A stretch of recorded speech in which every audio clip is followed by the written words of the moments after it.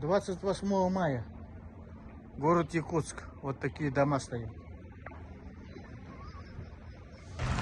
Всем привет! Мы находимся на улице Ярославского и Строда. И Строд сам был с карательного отряда красноармейцев. И вот по этой улице жил Ярославский. И вот они ходили друг к другу вечерами в гости и обсуждали планы карательных операций.